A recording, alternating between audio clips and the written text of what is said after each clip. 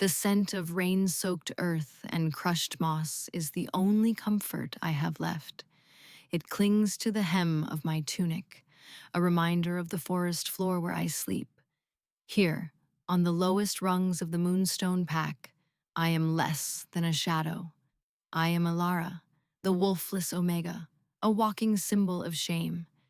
My days are a cycle of menial tasks, scrubbing floors that will be dirtied in moments, tending fires that warm others, and carrying water for she-wolves who look through me as if I am air. They smell of strength, of pack, of belonging. I smell of nothing, just the faint, human scent of soap and sorrow.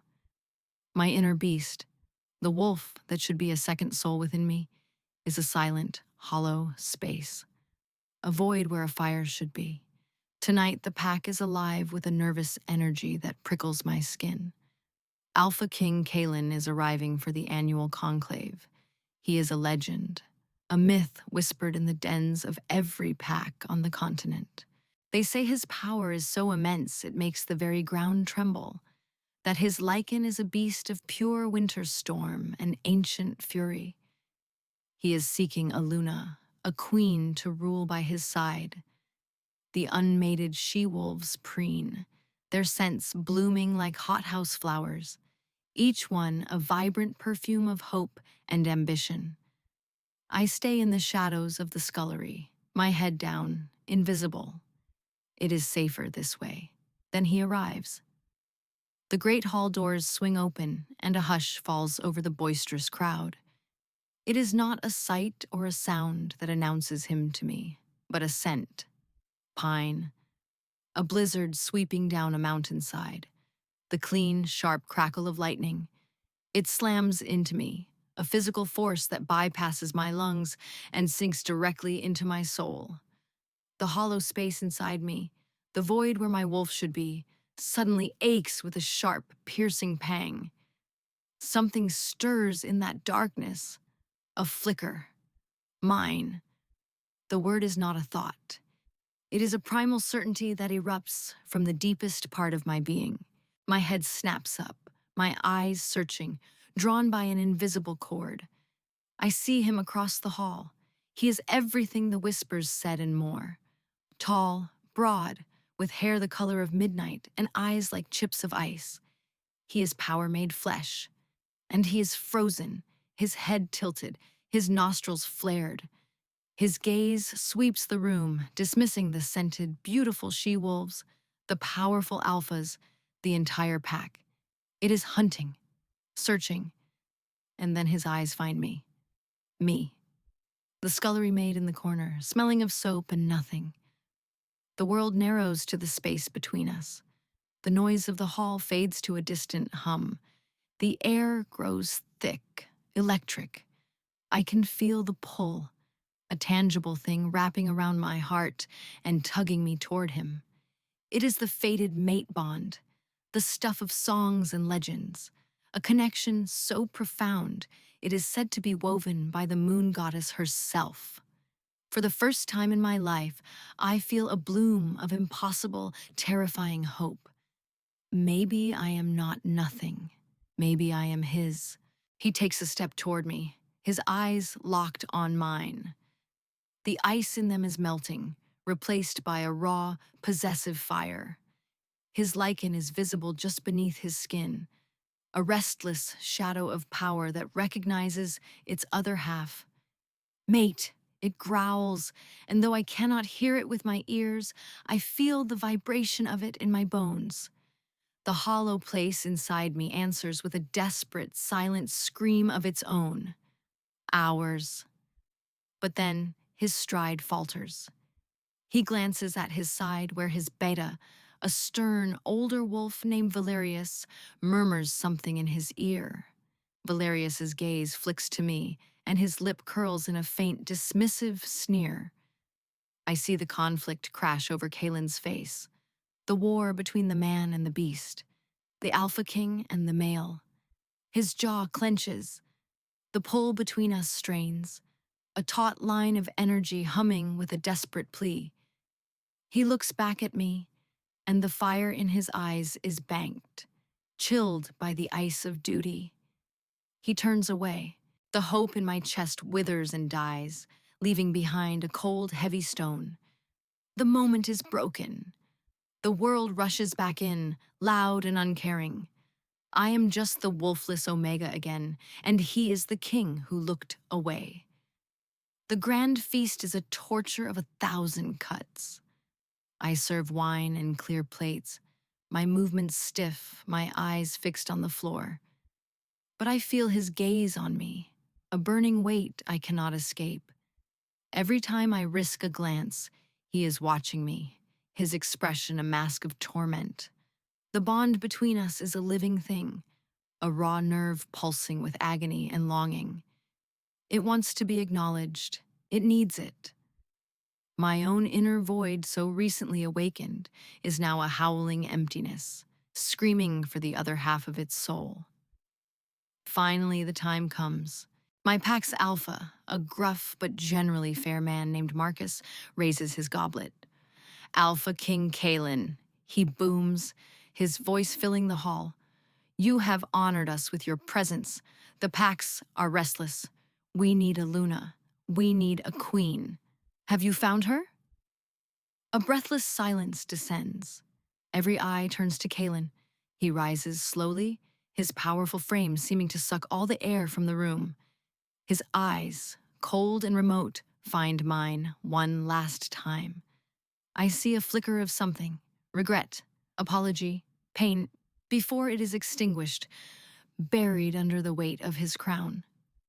I hold my breath, the stone in my stomach sinking lower.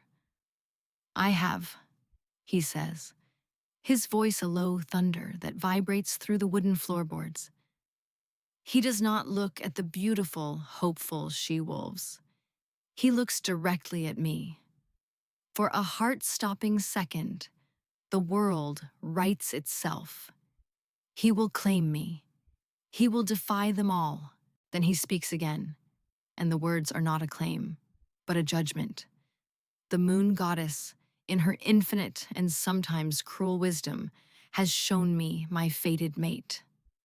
He pauses, letting the tension build until it is unbearable. His gaze is a physical weight, pinning me in place. She is here, in this hall. Whispers erupt, heads turn, searching. My heart hammers against my ribs, a frantic trapped bird. But the kingdom is on the verge of war, he continues, his voice hardening, turning to steel and ice. I need a strong Luna, a warrior, a wolf of power to stand beside me and secure our future. He finally tears his gaze from me, dismissing me as he addresses the entire conclave. The bond has shown me a wolfless Omega, a burden, a weakness my enemies would exploit. A collective gasp ripples through the crowd. All eyes turn to me. I am exposed, a specimen under the harsh glare of hundreds of judging eyes. The whispers turn to sneers, to derisive laughter. A burden, a weakness. The words strike me with the force of a physical blow. Kalen raises his chin, his face a granite mask of kingship. He looks at me, but it is as if he is looking at something distasteful he must scrape from his shoe. I, Alpha King Kalen of the Winterstone Kingdom, he declares, his voice ringing with finality, hereby reject this bond. Pain, white-hot, searing, and absolute. It is not emotional. It is physical. The invisible cord connecting us does not just snap. It shreds, tearing a gaping hole in my chest right where my heart is. I cry out, a raw, wounded sound, and stumble back, clutching myself. It feels like my soul is being ripped in half. Through a haze of agony, I see him flinch, his own hand going to his chest as if he too feels the violent severing. For a moment, his mask cracks, and I see a flash of pure, undiluted agony in his eyes. But it is gone as quickly as it came. She is a disgrace to the fated gift, Valerius, his beta, proclaims into the shocked silence. A wolfless omega is no mate for a king. The laughter that follows is a wave of acid, dissolving what little was left of me. My own Apak, the people I have served my entire life, look at me with contempt and pity.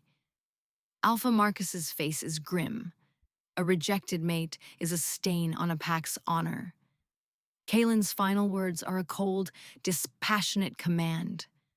I cannot have such a distraction within my territories. She is an ill omen. She must be gone. He turns to Alpha Marcus. See to it. Be gone by sunrise. He does not look at me again.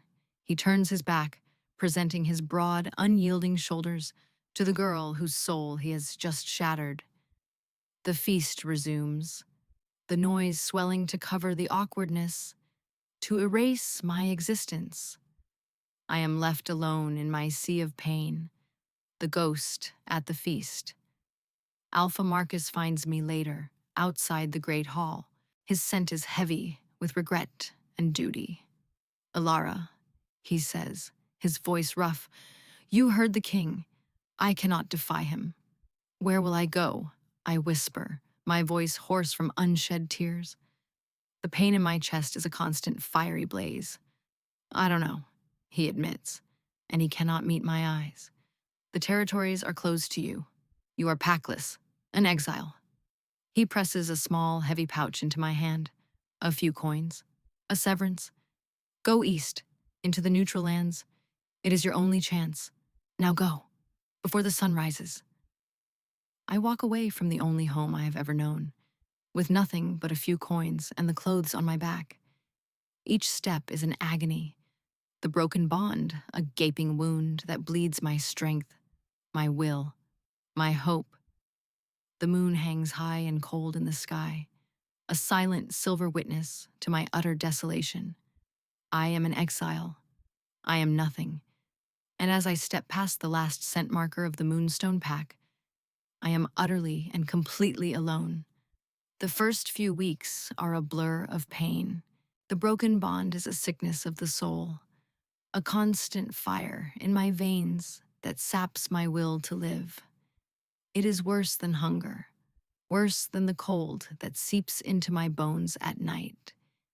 It is a hollow scream for a part of me that has been violently amputated. More than once I collapse at the foot of a tree, ready to let the forest reclaim me, to simply stop. But each time, just as the darkness begins to feel like a welcome blanket, a tiny, stubborn spark ignites in the void inside me. Survive.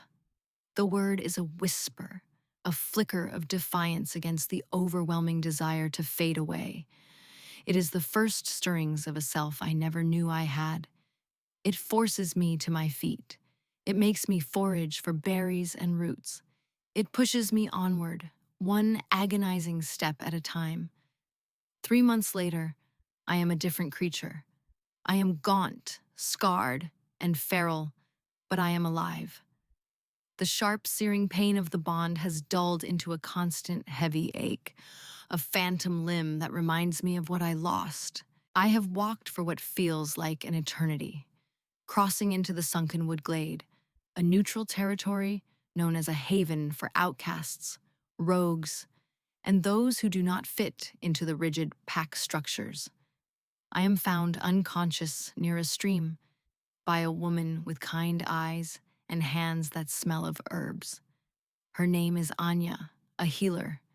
She and her small community take me in without question.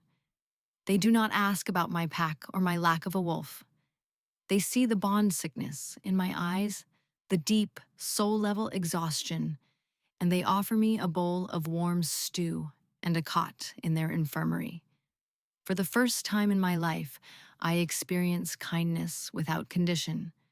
My transformation begins not with a grand event, but with the simple act of shelling beans. My hands are clumsy at first, but the repetitive motion is grounding. I work, I earn my keep. I help Anya in her healing hut, learning to identify herbs. I help a quiet, scarred male named Torvin mend fences. The physical labor is a balm. It makes my muscles ache in a way that feels clean and honest, a pain I can understand, unlike the tangled agony in my chest. I grow stronger. The gauntness in my cheeks is replaced by lean muscle. My hands, once soft from scullery work, become calloused and capable. I learn to use a bow, my aim steadying with practice. I learn to move silently through the forest, not as a frightened Omega, but as a huntress. It is during this time that I first see the old woman. She wanders out of the woods near the eastern border, the one that brushes against Kalen's vast kingdom. She is thin and frail, her silver hair a wild tangle, her eyes a beautiful but clouded blue. She seems lost, confused, muttering to herself about misplaced threads and a boy who loves winter.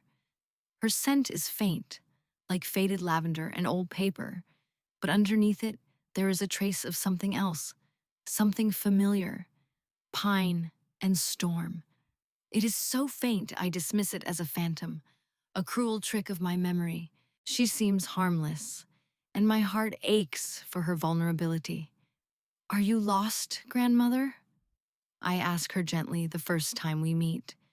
She blinks at me, her focus clearing for a moment. I am looking for the spring, she says, her voice a reedy whisper. The girl who smells of it. She can fix the loom.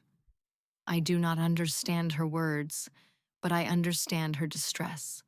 I offer her my arm. Let me walk with you, I say. It is getting dark.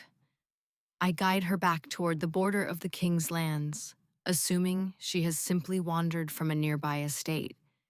She leans on me, her touch light as a bird's wing. As we walk, a strange sense of peace settles over me. The constant ache in my chest seems to lessen in her presence. It is a small thing, but it is the first real relief I have felt in months. When we reach the edge of the woods, she pats my hand and wanders back into the trees, seeming to know her way from there. This becomes our ritual. Every few evenings, I find her and I walk her home. I never learn her name. I simply call her the grandmother of the woods. One evening, our walk is interrupted. A shadow detaches itself from the deeper gloom of the forest. It is a rogue wolf, gaunt and mangy, its eyes glowing with a rabid light. Its scent is wrong, tinged with decay and a foul, unnatural magic. It stalks toward us, its lips peeled back in a snarl, its focus entirely on the frail old woman beside me. Panic seizes me, cold and sharp. I have no wolf. I have a bow, but it is back at the settlement. I am defenseless. The rogue lunges. Without thinking, I shove the old woman behind me and stand my ground. A desperate, furious cry is torn from my throat. No! And the world explodes in light. It is not a wolf that answers my call. It is the land itself. Power erupts from the void inside me, a raw, untamed torrent of energy. Light, pure and brilliant, bursts from my hands. It strikes the rogue mid-air, and the wolf dissolves into a shower of black ash and foul-smelling smoke. Silence falls, broken only by my own ragged breathing. I stare at my hands, which are glowing with a soft, residual luminescence. The void inside me is no longer a void. It is a wellspring, a core of immense humming power. It was never empty. It was dormant, sealed. And Kalen's rejection, the shattering of my soul, broke the seal. The old woman looks at me, and for the first time, her eyes are perfectly, startlingly clear. She smiles, a knowing, gentle expression. There you are, she whispers. The Nexus. I knew you would come. And then the lucidity is gone, and her eyes cloud over once more. Liam, the leader of the Sunkenwood community, finds me there, drawn by the flash of power. He is a tall, steady wolf with warm brown eyes and a scent of oak and quiet strength. He looks from the dissipating ash to my glowing hands, and his expression is not one of fear, but of awe. I have read of this in the old texts, he says, his voice hushed. You are not wolfless, Ilara. You are a nexus, a soul whose magic is woven into the fabric of the world itself, a power not seen in 1,000 years. From that day on, everything changes. Liam begins to train me. He brings me ancient, crumbling scrolls that speak of my power. I am not a conduit for magic. I am the source. I can draw on the life force of the earth, the water, the sky. I learn to shape it, to wield it. It is difficult, exhausting work, but it is also exhilarating. For the first time, I am not defined by what I lack, but by the incredible, unique power I possess. I am no longer Ilara the outcast. I am Ilara, the Nexus, the guardian of the glade. I have a home. I have a purpose. And as I stand on the edge of our settlement, feeling the pulse of the living world beneath my feet, I realize with a startling clarity that I do not need a mate or a pack to be whole. I am already whole. The ache of the broken bond is still there, a thin, silver scar on my soul, but it no longer defines me. It is just a part of the story of how I became myself. Kaylin's POV. It has been over a year of torment, a year of my own personal hell. My kingdom sees a king, powerful and resolute. They do not see the rot beneath the crown. They do not hear the constant, snarling voice of my lichen, a prisoner in my own body. Fool, he seethes, his rage a ceaseless fire in my gut. Coward, you broke us. You threw away our soul for pride. He is right. Every night, I close my eyes and see her. Ilara. Her wide, terrified eyes in the great hall. The sound of her cry as the bond shredded. The scent of her, wild herbs and hidden springs, is a ghost that haunts my every waking moment. I smell it on the wind, in my food, in my empty bed. My sleep is a battlefield. I wake up clawing at my own chest, trying to scratch out the phantom ache where our bond used to be. The physicians say I am suffering from exhaustion. They are wrong. I am suffering from her. I tried to move on. Valerius pushed suitable she-wolves at me, powerful alphas with impressive bloodlines. Their scents, meant to entice, were like ash in my nostrils. When one, bold and ambitious, tried to touch me, my lichen surged with such violent, possessive fury that I nearly tore her throat out. Not her. Never anyone but her. Since then, no one has dared. They see the madness in my eyes. They smell the wrongness clinging to me, the scent of a male whose beast has turned on him. The kingdom feels it. The harvests are less bountiful. The winters are harsher. The land itself seems to mourn the absence of its true queen, the other half of my power. And my mother is fading.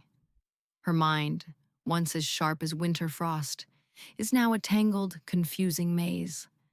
Lyra, the formidable dowager queen, wanders the castle, muttering about a loom and lost threads. And she keeps disappearing.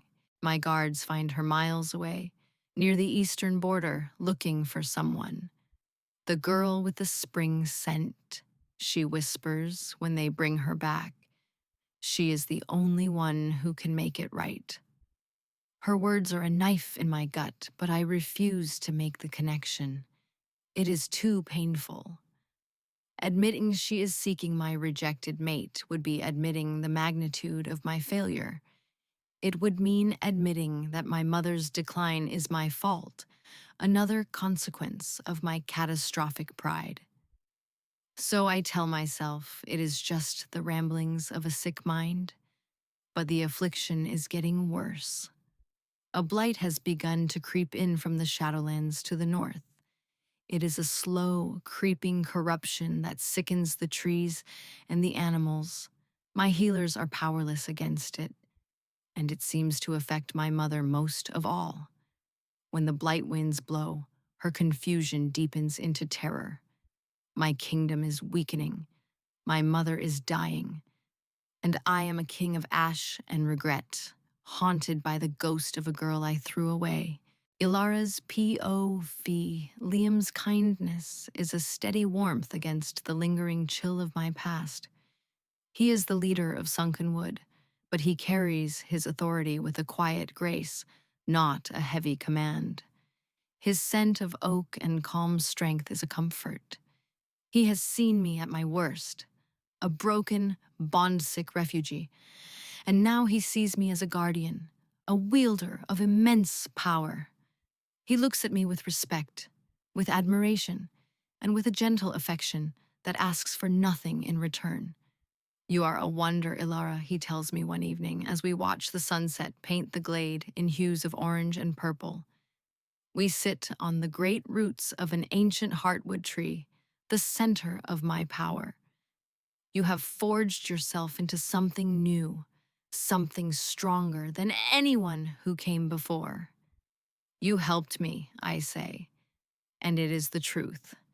His belief in me was the soil in which my own self-worth finally took root. He smiles, his brown eyes soft. I only held up a mirror until you could see what was already there.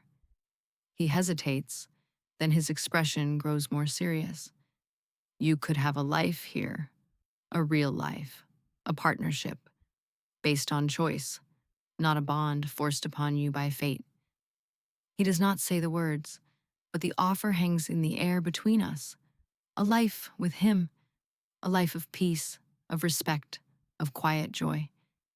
You don't need a bond to be whole, Ilara, he says softly, as if hearing my thoughts.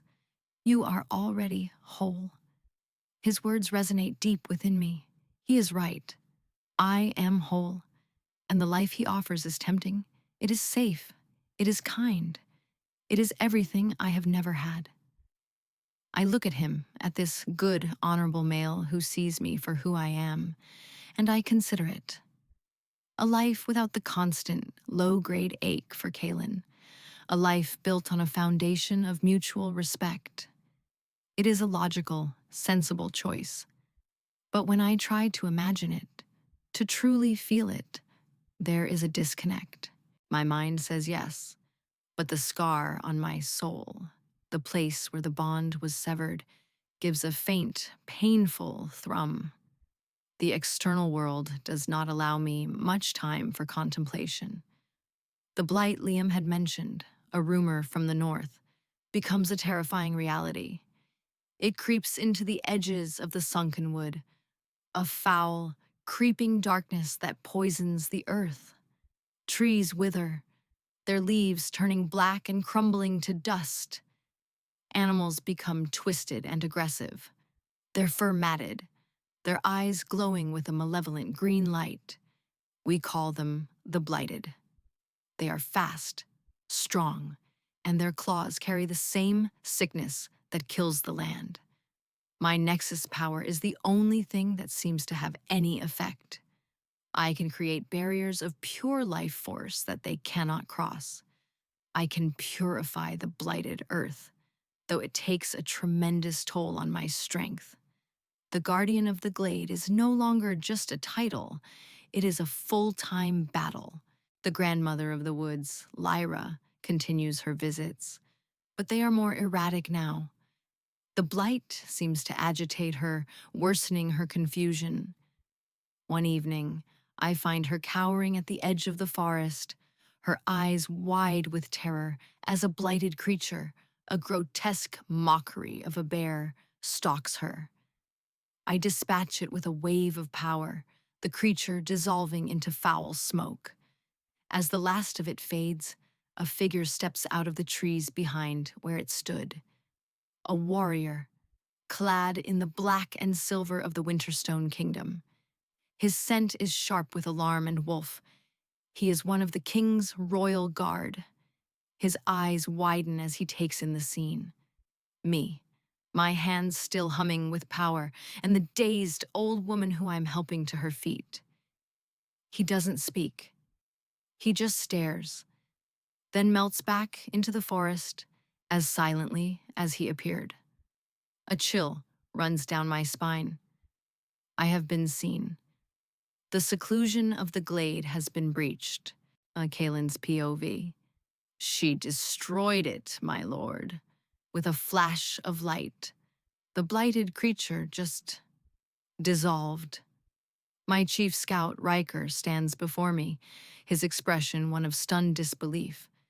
He tracked my mother to the eastern border again, but this time he saw what has been drawing her there. A woman. A woman who commands a strange, potent magic.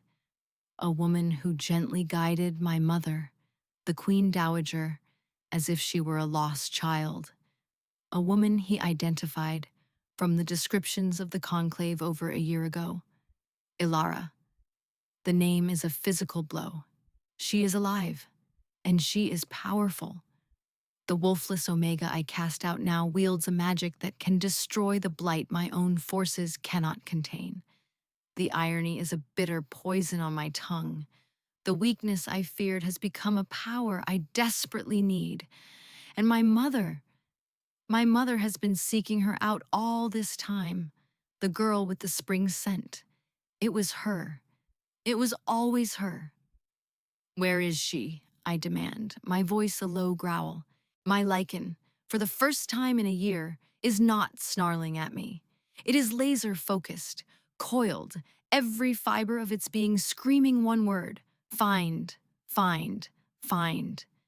The Sunkenwood Glade, my king, Riker says. An outcast settlement. She seems to be their protector. I do not wait for Valerius's council or a royal entourage. I saddle my own horse, my movements sharp with a desperate urgency. I have to see her. I have to know.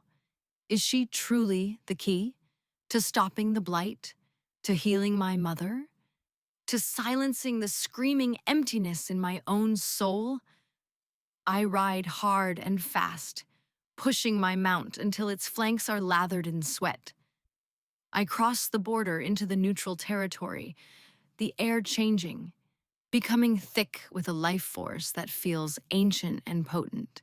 It smells of her, wild herbs and hidden springs, but stronger now, infused with the scent of rain-soaked earth and blooming flowers. It is the scent of life itself. It calls to every broken piece of me.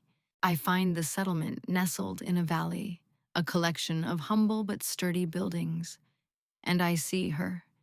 She is standing in a training circle, sparring with a tall, brown-haired male. She is not the girl I remember. The timid, frightened Omega is gone. In her place stands a queen. Her body is lean and powerful, her movements fluid and confident. She wears simple leather leggings and a tunic, but she radiates an authority more profound than any crown. Her hair is longer, a wild mane of dark curls, and her face, once pale with fear, is now set in a look of focused determination. The male she spars with, I catch his scent, oak and earth and something else, something possessive when he looks at her, says something that makes her laugh. The sound, clear and bright, is a dagger to my heart. She is happy. She has a life here, a life without me. A possessive primal rage, one I have no right to feel, floods my veins. Then she turns, as if sensing my presence. Her eyes meet mine across the clearing. The laughter dies on her lips.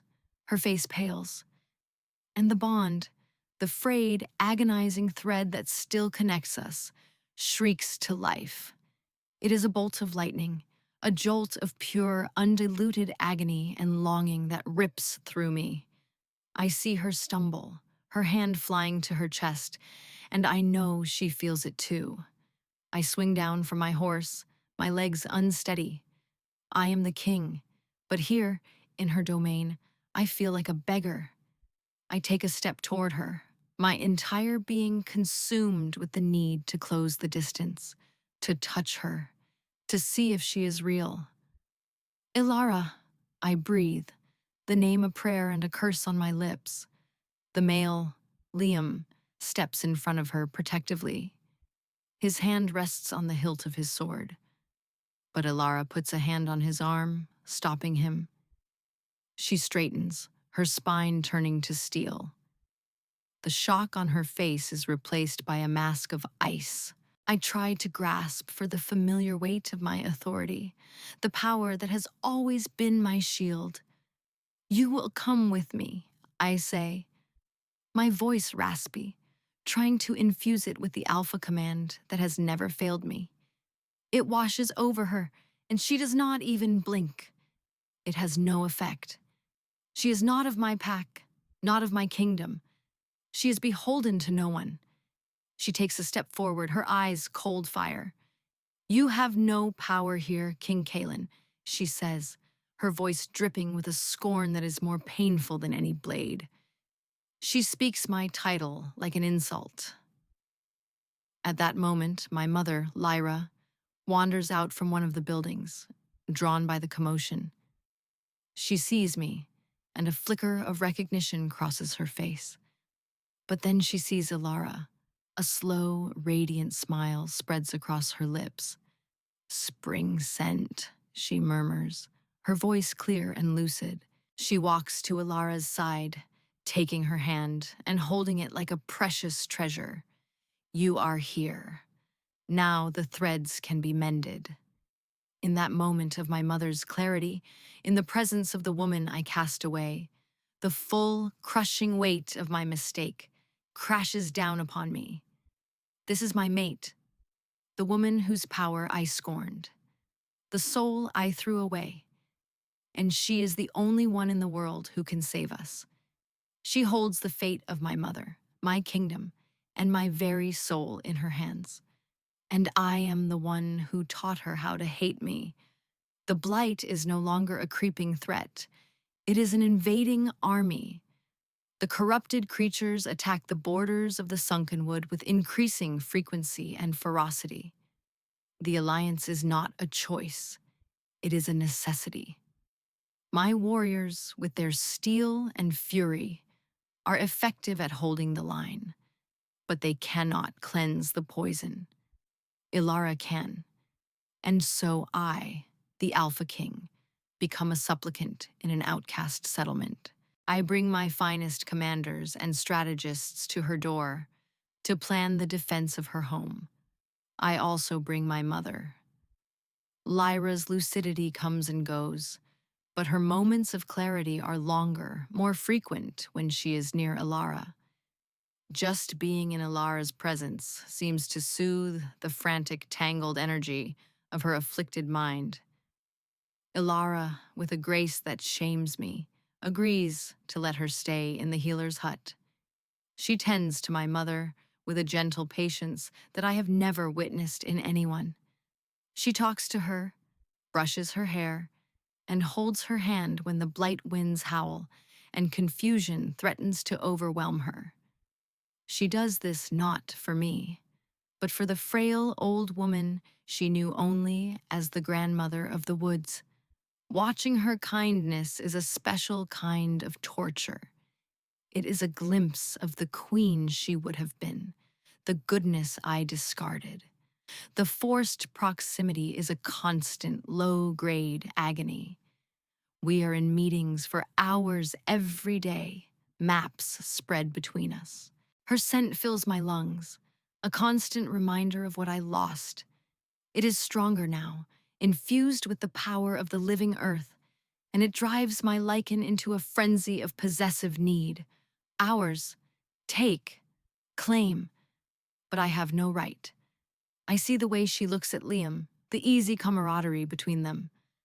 I see his scent on her, a faint but constant presence of oak and safety, and a jealous rage, bitter and acidic, burns in my throat.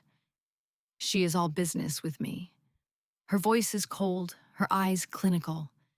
She discusses troop movements and defensive perimeters, as if I am just another commander, not the male whose soul is screaming for hers.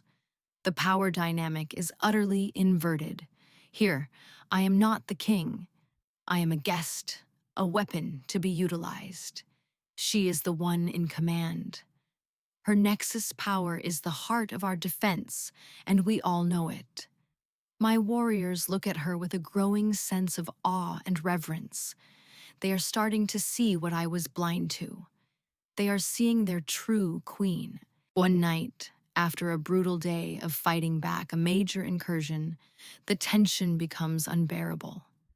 We are alone in the strategy tent, the last to leave. The air is thick with the scent of blood, sweat, and her intoxicating fragrance. I can't breathe. I can't think. The mask of the king, the commander, the ally, it all crumbles to dust. Stop, I say, my voice cracking. She looks up from the map she was studying, her expression wary. Stop what? Stop looking at me like I'm a stranger, I plead, the words tearing from my throat. Stop pretending this is just an alliance. A bitter, humorless smile touches her lips. What would you have me do, Kaelin? Fall into your arms. Forget that you humiliated me, broke me, and cast me out to die. Each word is a perfectly aimed dart, piercing the armor of my regret. No, I whisper, shaking my head. I take a step closer, my hands clenched at my sides to keep from reaching for her. I don't deserve that. I don't deserve anything from you. This is it. The confession that has been locked in my chest for over a year. It spills out of me, a torrent of self-loathing and desperation. I was a fool, I begin, my voice raw with unshed tears. A coward. I listened to my pride, to my fear. I saw your powerlessness as a flaw in you when the real weakness was in me. I chose a crown over my own soul, and I have been living in a hell of my own making ever since. I look her in the eye, forcing myself to witness the pain I caused. I don't deserve your forgiveness. I will never deserve it. But my kingdom is dying. My mother is dying. And my lichen is tearing me apart from the inside out. I am dying without you, Ilara. I finally drop my gaze to the floor, unable to bear the weight of her stare any longer. I am asking for your help, not as your king, but as the male who destroyed us. I am asking for your mercy. The silence that follows is heavy, profound. I can hear the frantic beating of my own heart, the snarling grief of my beast. I wait for her cold dismissal, for the scorn I so richly deserve. When she finally speaks, her voice is quiet, stripped of its icy anger, but filled with a deep, resonant weariness. Mercy is for those who have shown it, Kaelin. You showed me none.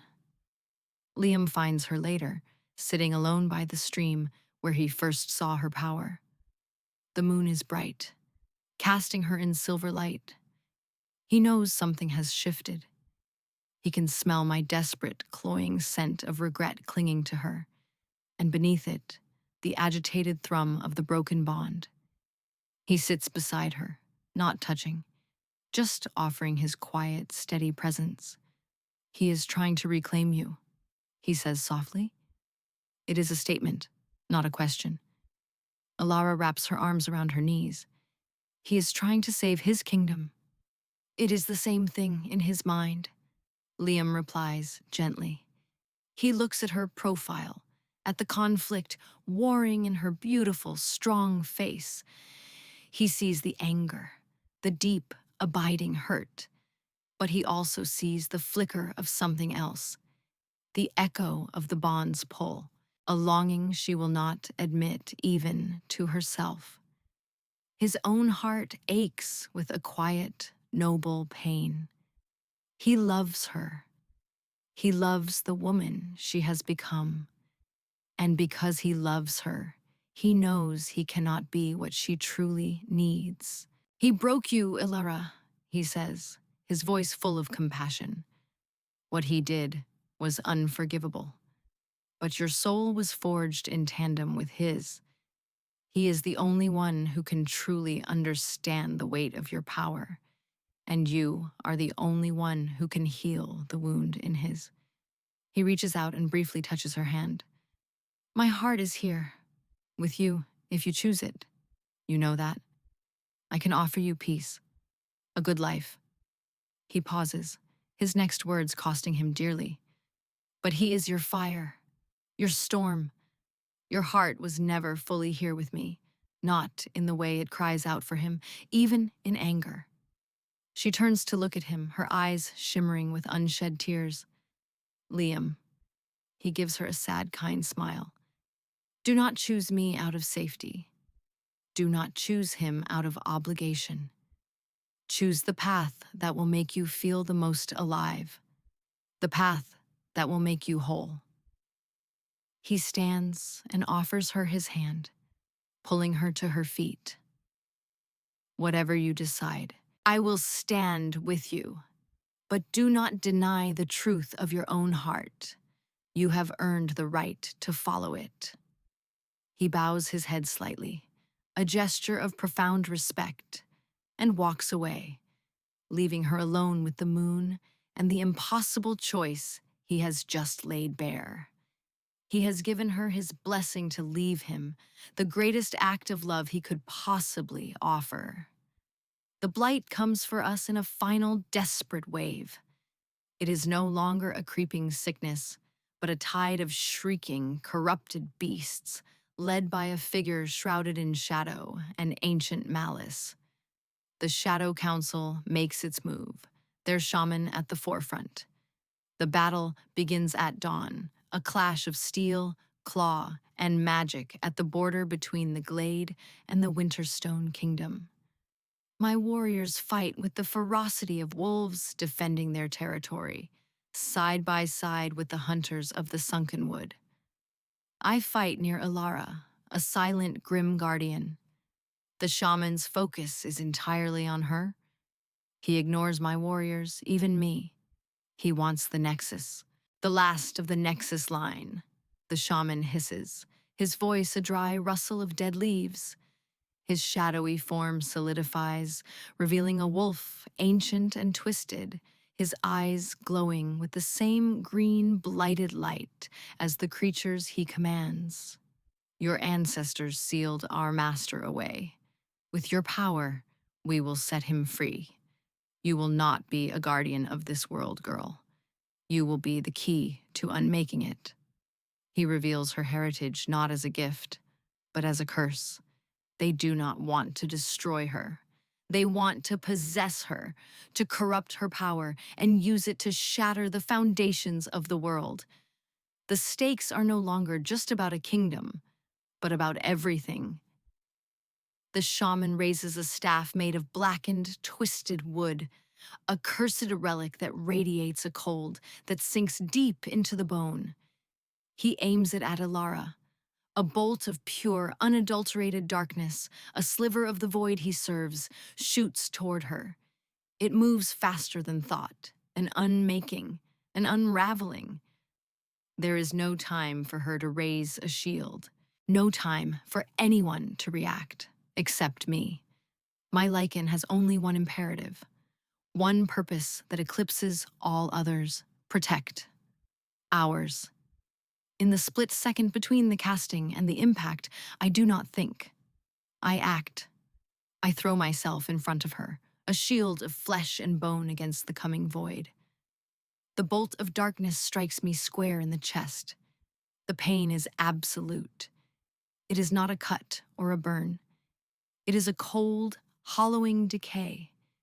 It feels like my life force, my very soul, is being siphoned away, devoured by a hungry emptiness.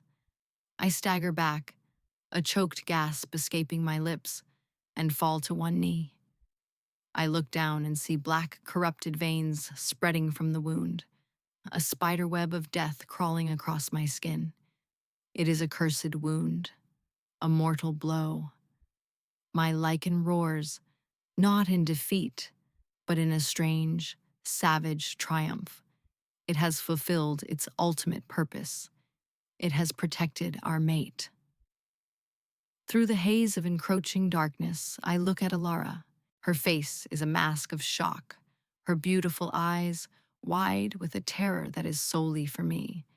The cold, angry mask she has worn for a year is gone, shattered, and in its place, I see love, fierce, possessive, and absolute.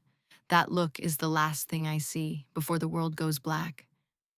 Ilara's POV time stops. The roar of the battle, the shrieks of the blighted, the clash of steel, it all fades into a dull, distant hum. The only thing that is real is Kalen, falling. He took the blow meant for me. The cursed, unmaking darkness is consuming him.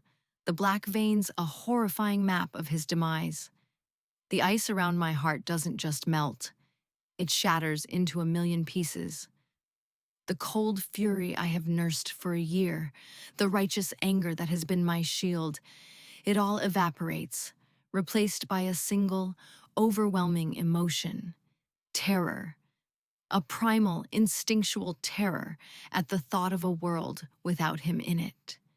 He is dying. For me. No, the word is a roar, not from my lips, but from the very core of my being. The nexus power within me, the life force of the world I command, surges in response to my will. It is no longer a gentle stream to be guided. It is a tidal wave of untamed, incandescent rage. Mine. The word explodes in my soul, a possessive, absolute claim that I can no longer deny. He is mine. The shaman laughs, a dry, crackling sound. He is gone, little Nexus. Your king has sacrificed himself for nothing. Now, you will serve us. I turn my gaze on him, and the power swirling around me, a vortex of green and gold light, coalesces. He falters, his laughter dying in his throat as he feels the raw, untamed force of a world's fury directed at him. You took him from me, I whisper, my voice dangerously quiet, yet it carries over the battlefield. I am going to unmake you. But first, Kalen. I rush to his side, falling to my knees in the blood-soaked mud. His breathing is shallow, his skin cold. The light is fading from his eyes. The broken bond between us is a raw, open wound, screaming with his fading life force. I know what I must do. There is no other choice. There was never any other choice. I press my forehead to his, my hands framing his face. I can feel the last vestiges of his strength, the stubborn flicker of his lichen refusing to surrender. I close my eyes and reach for him across the shattered bridge of our bond. I, Ilara of the Sunken Wood, the last nexus, I declare, my voice ringing with power and conviction, not just for him to hear, but for the land, the sky, and the goddess herself. I accept this bond. I accept this mail. My voice breaks on a sob, but I force the words out, pouring all of my love, my pain, my forgiveness into them. You are mine, Kalen. You are mine. I pour my power into him. Not a trickle, but a flood. The pure life-giving energy of the Nexus rushes into the cursed wound. It is like pouring light into darkness. The black veins recoil, sizzling as they are burned away by the force of pure life. The cold in his skin is replaced by a growing warmth. The frayed edges of our bond knit together, weaving into a tapestry of silver and gold, no longer broken, but forged in sacrifice and acceptance. It is new. It is whole. It is unbreakable. Kalen's eyes fly open. They are no longer just icy blue, but now have flecks of my own green and gold, shimmering with our combined power. He gasps, not in pain, but taking his first breath in a new life. He is healed. We are bonded. We are one. We rise together. The world feels different. I can feel his strength, the raw power of his alpha lichen thrumming alongside my own nexus energy. He can feel the pulse of the earth, the flow of life through me. Our power is not just added together, it is multiplied, a perfect synthesis of primal strength and elemental magic. We turn to face the shaman. There is no need for words, for strategy. We move as one. He lunges, a blur of shadow and fury, while I raise my hands, and the very earth answers my call. Vines thick as pythons erupt from the ground, wrapping around the blighted beasts, crushing them, their corrupt forms turning to dust and feeding the soil. Kalen meets the shaman, his claws of silver white clashing with the cursed staff.